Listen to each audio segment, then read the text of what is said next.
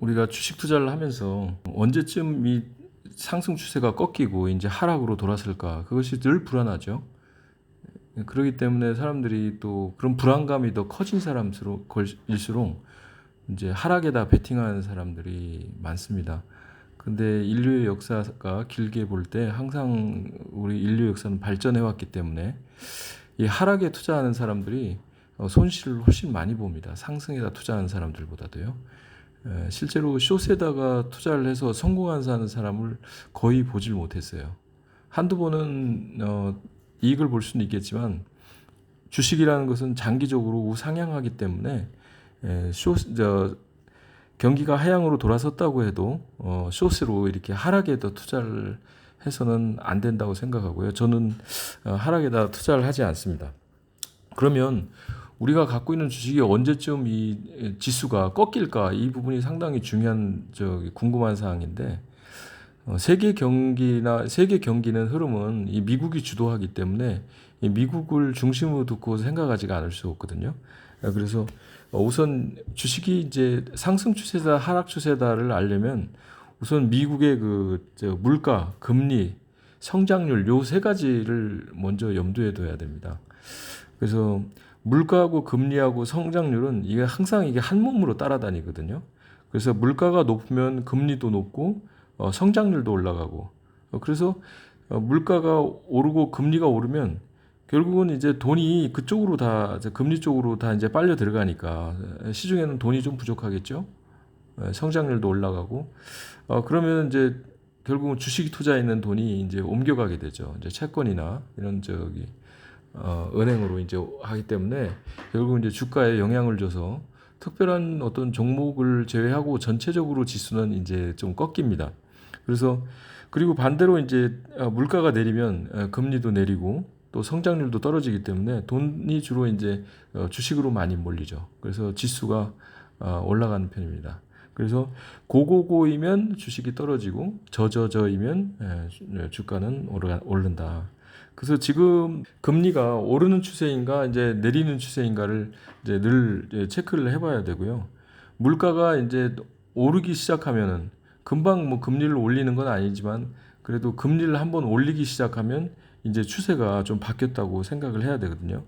그리고 여기서 그 금리가 이제 미국 기준금리인 경우에 장기 10년 이상 10년물을 보통 이제 장기금리라고 2년물을 기준으로 잡을 때 단기금리로 이렇게 잡습니다. 그래서 장단기의 금리 차가 이렇게 커지면 커질수록 경기가 이제 좋은 거라고 보거든요. 그러니까 장기금리 10년 이상 10년물들이 이 금리가 높고 단기 금리는 계속 낮아야 되는 거죠. 계속 낮아지면 낮아질수록 경기의 이 순환이 잘 돌아간다는 얘기입니다. 그 금리 차가 커지면 커질수록 경기는 더 화랑이 된다.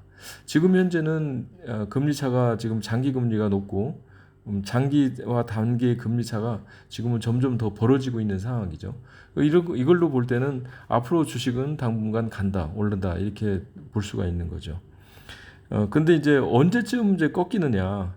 예, 그거는 아까 말씀드린 대로 금리가 이제 오르기 시작할 때는 이제 경기도 좀 이렇게 물가도 오르고 이제 그 성장률도 오르고 이렇게 되면은 주식에 있는 돈들이 이제 다른 곳으로 이제 빠져나갈 수가 있는 겁니다.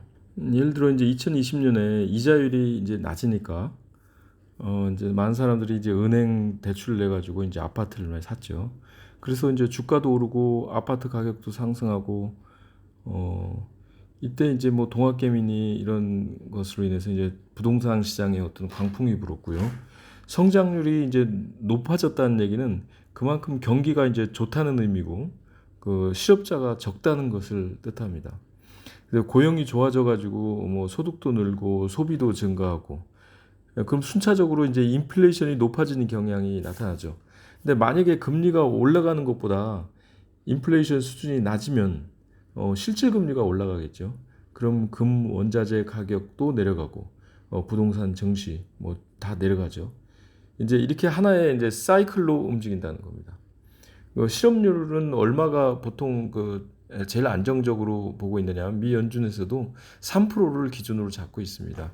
근데 이제 4% 정도 이상이 되면 좀 높다고 보지만 코로나 이후에 그 극단적인 실험을 겪으면서 4% 정도면 그래도 좋다고 이렇게 생각하는 것이 일반적이죠.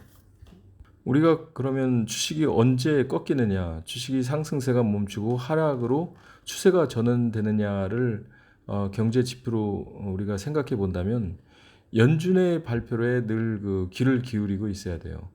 그래서 연준이 뭐 오늘 내렸다 내일 뭐 다음 달에 다시 올렸다 뭐 이렇게 왔다 갔다 하진 않고 전반적으로 추세를 보고 그 사람들이 이제 금리를 한번 올리기 시작하면 상당한 기간 계속 올리고 또 내리기 시작하면 계속 내리고 이런 이제 어느 정도의 그 기간 패턴이 있습니다. 그리고 또 기가 또 바로 올렸다고 해서 바로 주가가 이렇게 변환되는 것은 아니고요.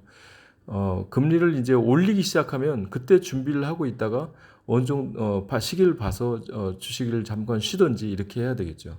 그래서 금리가 올리기 시작하면 이제 물가도 오르고 뭐 성장률도 오르고 다 오르게 되는 거죠. 그러니까 우선 물가 지수 같은 걸 발표할 때 그 물가 지수가 올랐다고 하면 그 다음번에는 미국 연준의 그 점도표에 보면 이제 금리를 올리는 걸로 많이 그 위원들이 이제 그 투표를 했을 겁니다. 그러면 이제 그때 금리를 올리게 되고 그때부터 이제 금리가 계속 오르게 되면 근데 돈이 이제 중앙으로 빨려 들어가겠죠. 그러면은 주식이 이제 내려가고 부동산도 내려가고 이게 다 내려가는 겁니다, 이게. 그래서 우리 언제쯤 주식이 하락 전환될 것인가 이렇게 생각해 보면 연준의 그 발표가 매우 중요하다. 그 연준이 미래에 대해서 잘못 짚었다 이런 얘기들이 많이 나오는데 그 연준이라고 하는 곳은 미래에 대한 어떤 경기 예측하는 곳이 아닙니다. 결과에 대응하는 곳이죠. 그래서 연준이 뭐 금리를 내려야 할 그 시기가 늦었다, 뭐 빨랐다, 뭐 이런 얘기들이 많이 나오는데, 그거는 그 연준이라는 곳은 미래를 예측하고 준비하는 곳이 아니라는 거를 좀 염두에 둬야 돼요. 그리고 그러니까 현재의 물가라든지 실업률이라든지 이걸 보고 금리를 결정하는 것이기 때문에 연준이 잘했다 못했다라고 하기 전에 만약 연준이 금리를 올리게 되면 그 다음부터는 주식의 추세가 바뀔 거라고 생각을 하고 뭐 공격적으로 투자했던 사람들은 이제 레버리지나 이런 것들은 좀 쉰다든지 이렇게 뭔가 제스처를 좀 취해야 된다. 저는 이렇게 생각을 하고 있고요. 만약에 그런 것이 통하지 않고 원준이 원하는 대로 움직이지 않을 경기가 따라주지 않을 경우에는 연준은 아주 다양한 옵션을 가지고 있습니다. 뭐 양적 완화라든지 양적 뭐 긴축이라든지 이를 들어보셨을 거예요. 이런 걸 통해서도 얼마든지 조절을 할 수 있기 때문에 연준에 배치되는 행동을 하는 거는 좀 무리수다. 저는 그렇게 보고요. 그 연준의 발표에 따라서 그리고 한 번이 방향이 정해지면 이게 지속되는 그런 경향이 보이기 때문에 언제쯤 뭐 ETF나 이런 것을 좀 쉬어야 되고 싶은데 또 레버리지를 청산하고 싶은데 언제쯤 이 추세가 변할까 이렇게 생각을 하고 계신 분이 있다면 금리를 올릴 때쯤 그때 이제부터 그 준비를 하면 된다. 그리고 현재의 장단기 금리 차가 계속 이렇게 증가하고 있는데 장단기 차가 금리 차가 이렇게 늘어난다는 것은 경기가 좋다는 얘기거든요. 주가도 계속 오를 가능성이 많습니다. 이럴 때는. 그렇기 때문에 지금의 이 추세대로라고 하면은 주식은 좀 계속 앞으로 갈 것 같고요. 이 상황으로 볼 때 저의 생각은 내년 하반기쯤에 가서는 좀 다시 한번 그때 경기 하락을 경기 침체를 좀 고려해 봐야 되지 않을까 생각하고 저는 그렇게 준비를 하고 있습니다.